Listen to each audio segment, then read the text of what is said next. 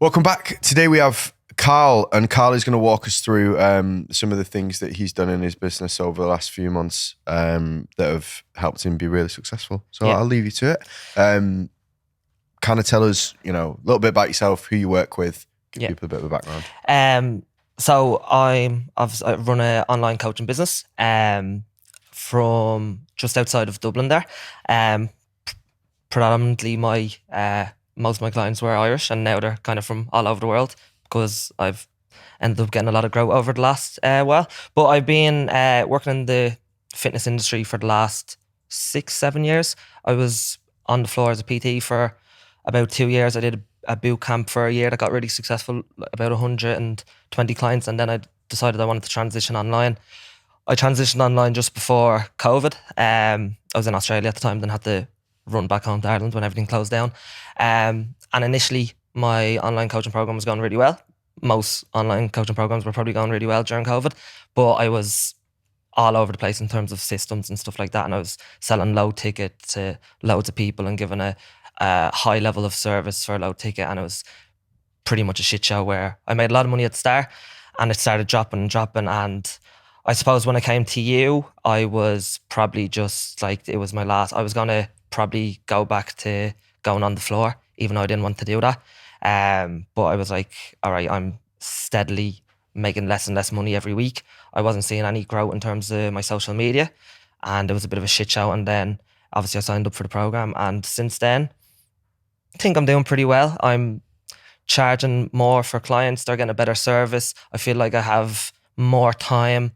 I've also finally grown my social media account from 4,000 followers to 107k on Instagram, 170k on Facebook.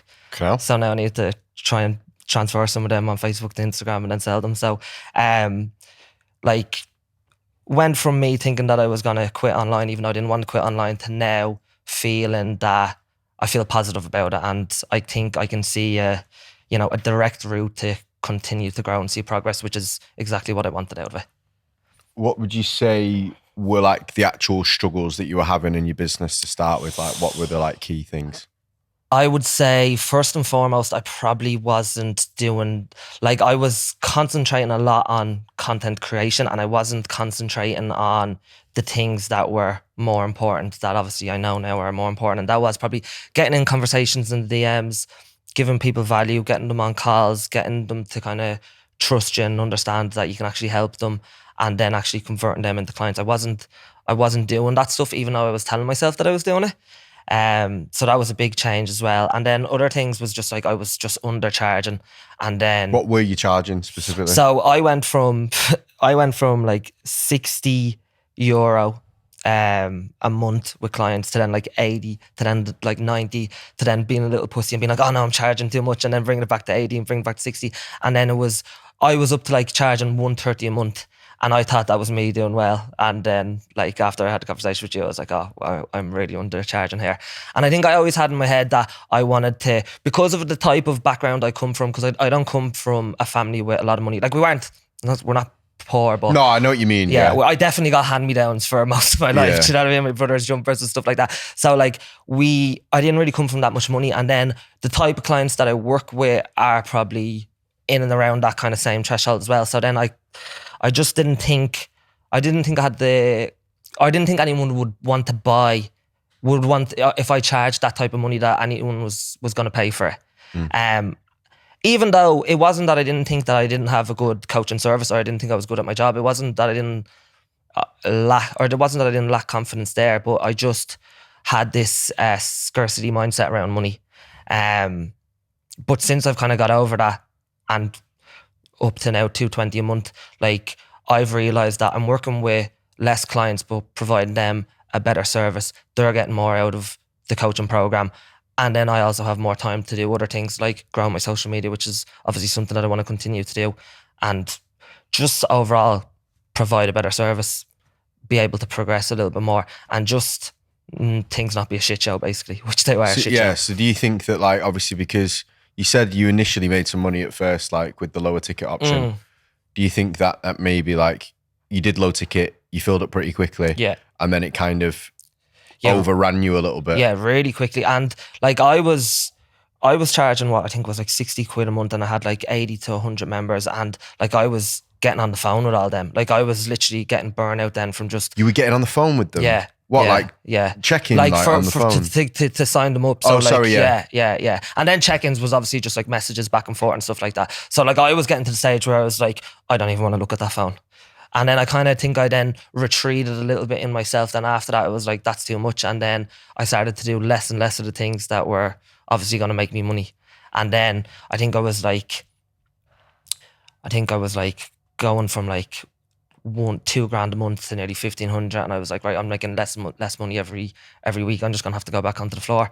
And that's when I reached out to you, and things gradually started to pick up again. And I think also it was just being around in a group of seeing other people doing what I wanted to do and being like, okay, right, that's the standard, and if they're able to do it, why can't I do it? And then that kind of pushed me as well to, have the balls to kind of increase my prices, and then also like in the program, in my own coaching program now, like even all my systems are just a lot more smoother, which gives me more time in terms of like, when people book in a call and they get automations through the CRM and, thank you pages and all these little things that just make the program run a lot smoother. So the client's fulfillment is better, and then I have less stress as well. So right now I'm less stressed.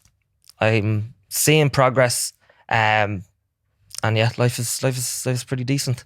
Sounds it. Yeah. Sounds it. So like if you could nail down like 3 big strategies that you kind of, or 3 shifts even that you kind of did in order to move yourself out of that situation, what would you say those key 3 things were? I think, well, like the biggest thing was reaching out to ask for help. Once I did that. Yeah, for sure. But like the actual like things that you did within the business, like what did you actually implement that made a big difference? Yeah, for you? I think definitely starting to track my lead gen and realizing that I wasn't fucking doing lead gen. Like that was a big thing. So for people that don't understand what lead gen is like. So lead gen is basically getting into conversations with people who are actually following you. Because I had people following me and enjoying my content, and I would never even follow up and message them and saying, oh, you enjoyed that video. Did something in that video relate to you? And so on and so forth. Oh, you're struggling with this. I can help with this problem, or so on and so forth. So like actually having conversations with the people that actually probably wanted to work with me, but I wasn't even getting in conversations with them to realize if they wanted to work with me or not. So actually following up on people, and then them obviously then know that you actually give a shit because you're going to reach out for them, whereas a lot of maybe bigger accounts don't actually reach out for them, or the ones that do them bigger programs, a low ticket, like they're not going to give that personal touch and get in touch with them. So like that was leveraging me to bring more clients into the program or get on more calls and so on and so forth. So definitely lead gen and obviously tracking that lead gen as well. Shannon would be delighted there.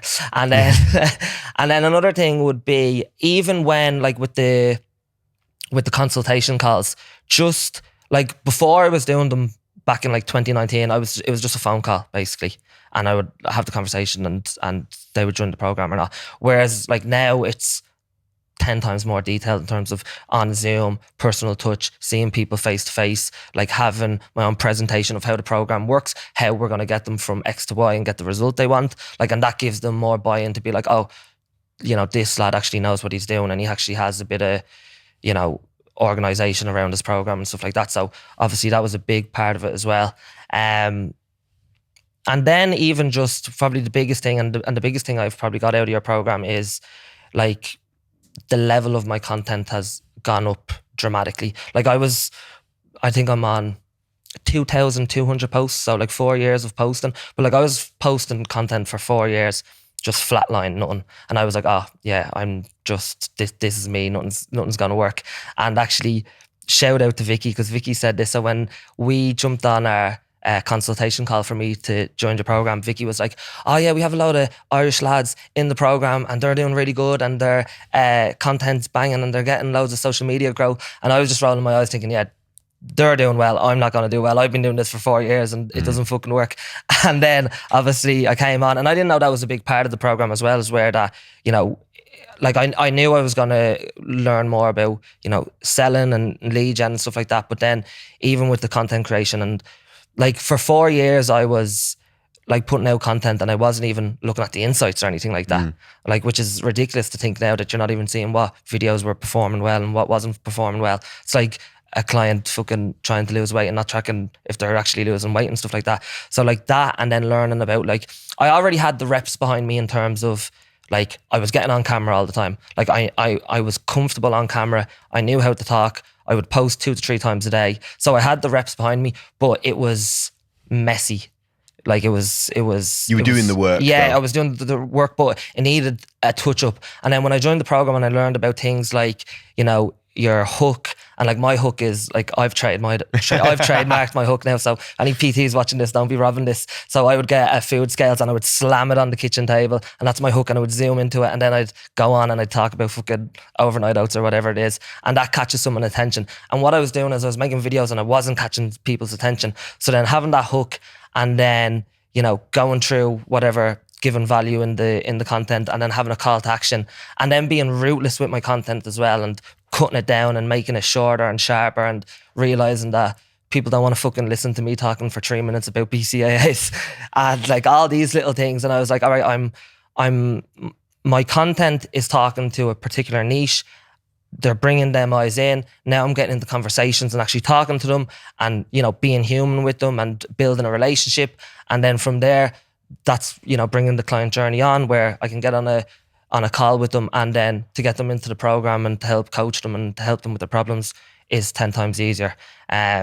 So all them things together has basically made my program lethal. Has that helped you with the price point, you think? Yeah, I think so. I think it's, yeah, like holding myself to a higher standard, because I've seen the standard of the other coaches. I think that's made it easier to be then like, yeah, like my program's really good. I'm really good at what I'm doing. So it's easier to sell at that price point as well. I think a lot of coaches struggle with that because it's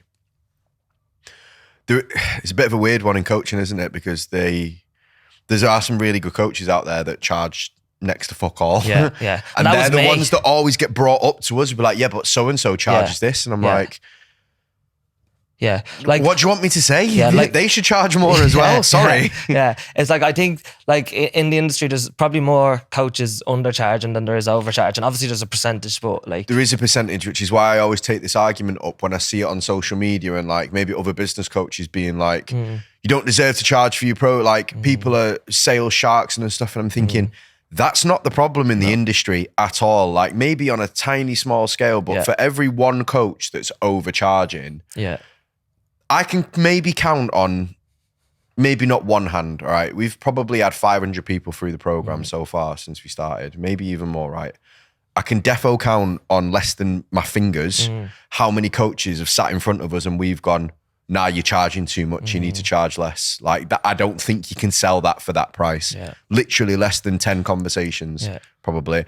And 3 of them have come from like American mentorships where they've gone, yeah, just sell it for $5,000. And they've gone, well, I'm going to do as I'm told because I paid for the program. And immediately they've gone, yeah, that makes sense. It was only really like maybe 5 or less that have sat there and gone, no, I really think I should charge that. And we're like, you might struggle. Everyone else has been the opposite. Yeah. And I know a lot of coaches, and like that's a lot of them who haven't been on mentorships, they would be charging less than me even, and I'm like, you're undercharging. But I only see it then from being in mentorships and stuff like that.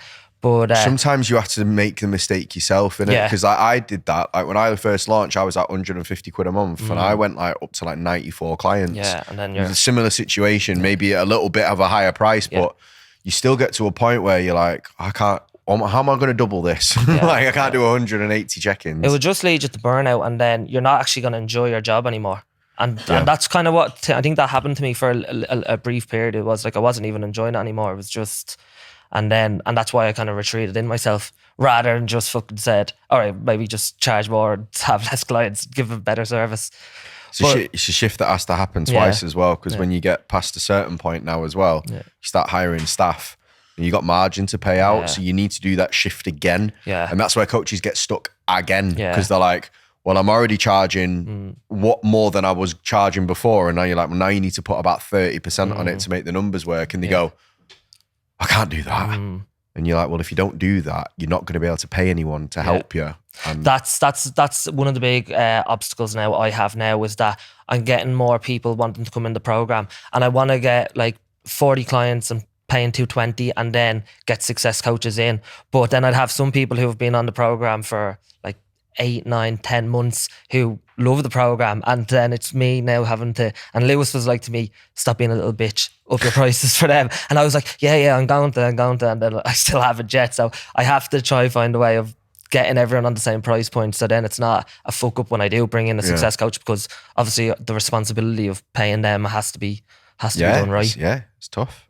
But it's the next step, really. Like that's how the journey works. Like it's every level you go to is always another level of belief that you've got to be like, okay, I can do this. Yeah. And sometimes it's like, again, when we talk about maybe our CEO clients that do like fucking $500,000 and stuff like that, trying to tell that to someone that's making $2,000 a month, they're like, I'm never making that mental leap myself. When I signed up, I was like, right, if Steve can get me doing consistently doing 5K months, I'm happy. And now that I've done that, I'm like, no, I can do much more than that. But I had to get back to that stage of proving to myself that I could do that before I could be like, all right, now what's the next step, basically. How do you feel about the business now that you've kind of at least finished this first stage of growth? Yeah, happy. Like I'm just content that I've got myself out of a hole and that I'm seeing progress. And I've also built something that, you know, I'm happy with and the clients are happy with. And now, like you said, I think the next step is definitely just being able to bring people in with that as well, and being able to kind of manage it correctly. And also something that I would definitely probably have a struggle with that I'll need to work on is then letting the coaches that I bring in coach the clients and me relinquishing power, which I probably find that difficult to do, but obviously it has to be done. So that's probably the next little step and barrier that I need to come across, which isn't a bad one to have. But yeah. Do you realise that you said at the start of the interview, like from the background you come from, you've never really had loads of money and stuff, and you just said, I make consecutive $5,000 months and I'm content. Yeah. Which is mad, because realistically, like, and it's not just making like $5,000 month in, month out, but it's also doing something that I love. Like I love waking up in the morning and just being able to go off my own time, open the laptop, you know, or go down, get a coffee by myself, go for a walk, come back, write fitness content, which I love doing, you know, do my check-ins, go off my own fucking schedule, like being able to decide that, oh, you know what, I'm not going to have calls booked in tonight because I'm going to play football, or I'm going to tennis, or I'm going to the gym, or I'm going for a run or whatever, and being able to have that flexibility to be able to do that, like to get paid $5K to be able to consistently to be able to do that, rather than, you know, a job that I don't really want to be in, or like it's a huge difference there.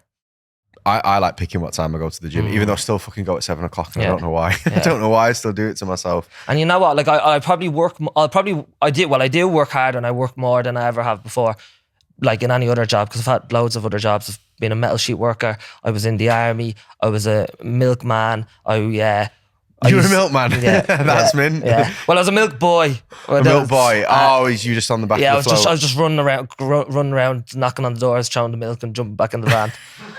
So that's what I did. People think who's a little scumbag trying to rob the back end. Because I used to have That's it. If there's a teenager coming up your driveway at 4 a.m. where I'm from, I'm fucking down the stairs with a baseball bat now. Yeah. Because before, when I used to have hair, I used to have a little bowl haircut. It was like something out of fucking Intermission. But I don't know if You literally must have looked like the Milky Bar kid. Yeah.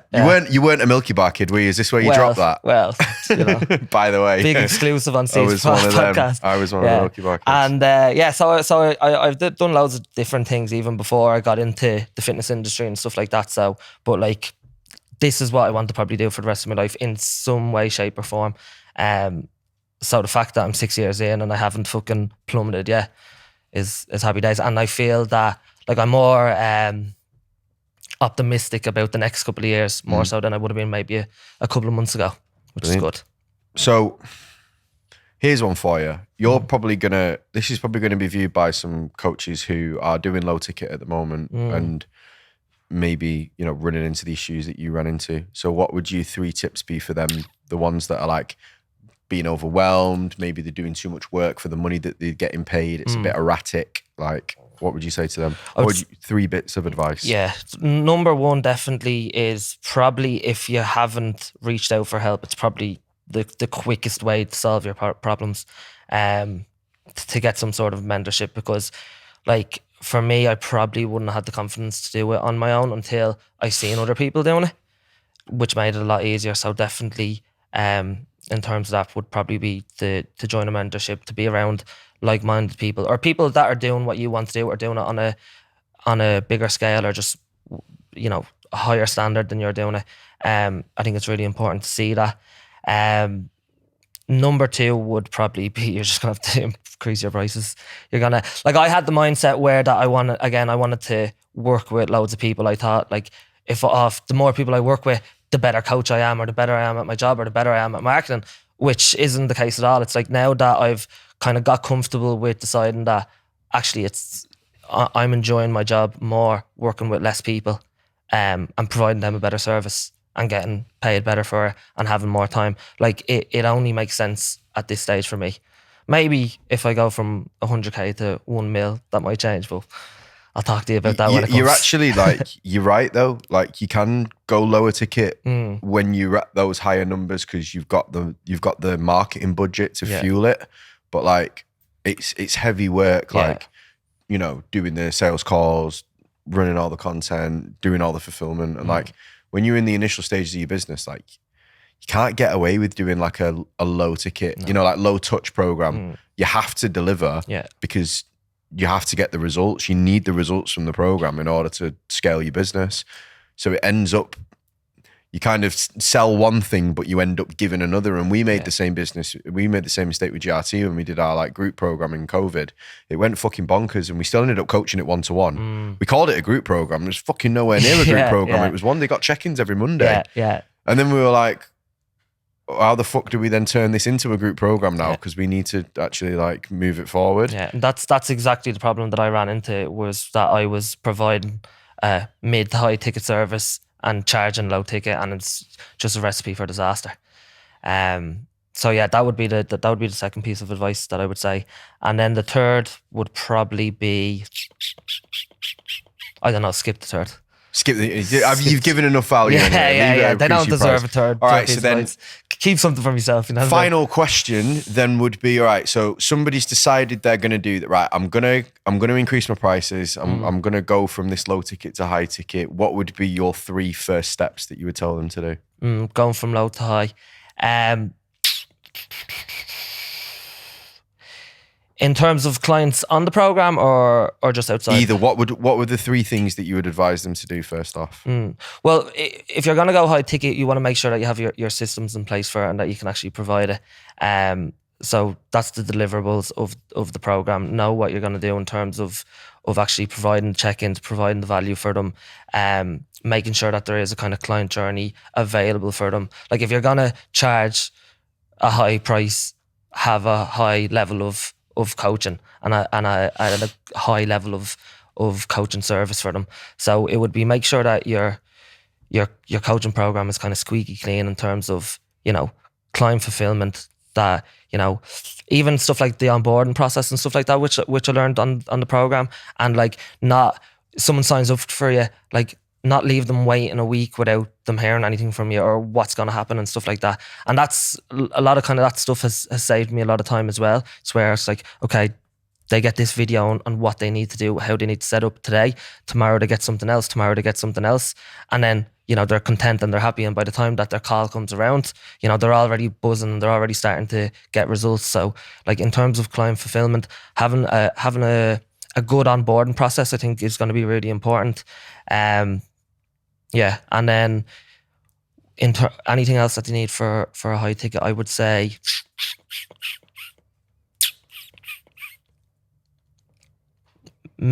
just making sure that you're keeping them accountable, that you're checking in with them regularly. Because if you are going to have a high ticket, you're going to have less clients, which means you have the advantage of being able to continually communicate with them and actually give them that service. Where when I had like 90 clients and they were paying like fucking 60, 80 quid, it was like, they weren't getting that. So, you know, it was it's in their best interest and it's in your best interest if you're at the stage where I was, that you do push up your prices, which can be a scary thing, but you see the value for it over time once you do it. Cool. Thank you very much, mate. Thank you very much. If you are a coach like Karl, who, is maybe overworking, not getting the money that you want, you want to kind of transition into a more premium coaching model, get a better price for your services, there'll be a link below. You can book in for a 15-minute call with one of our team. And all they're going to do is literally look at your business model and just give you some advice on where you can improve it, the things that you can do in order to get that better price point. And that's it. Nothing to buy, nothing to sell you. You can just get that help. So if you want to book one of those, all you need to do is click the link below and you can get yourself booked in for them. And subscribe to the channel. And subscribe to the channel.